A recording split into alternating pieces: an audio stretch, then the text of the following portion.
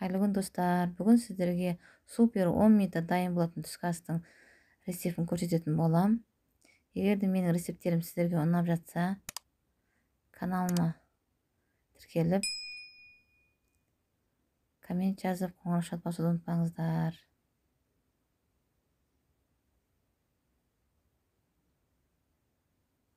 Бізге керек заттар: піскен ет, сәбіз, 2 бас пияз, болгар бұрышы бәрі майдалап турап алам. Етімді турамайым, өйткені піскен ет. Сосын томатный соус керек. Пияз бен сәбізін салып, майға қуырып алам.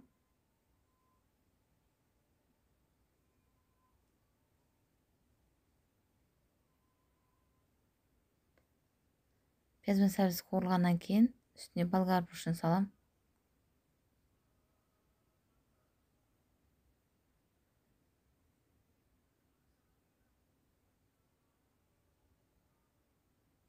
Томатный соус салып араластырам. Сосын енді етті саламыз. Үстіне су құйып, етті қатты қуырмай, өйткені піскен ет. Су құямын да сразу.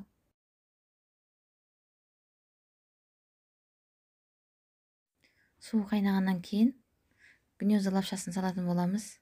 Дайын. Сөйтіп араластырамыз. Түскі ас бұл өте оңай, тез дайындалады. Үйде піскен ет болса болды. Соны тура жіберіп, сәбіз, пияз турап қуырып, осылай гнезда лапшасын салып 5 минутқа қайнатып бұқтырып алсақ, сонымен түскі асымыз 10 минутта дайын болады.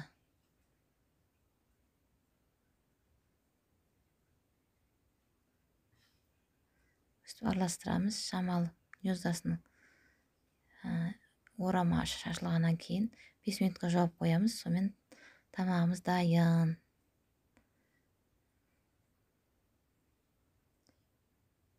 Осылай берсе де болады, болмаса бетіне көк пияз оқырып тураса да болады. Өте дәмді тағам. Жасап көріңіздер.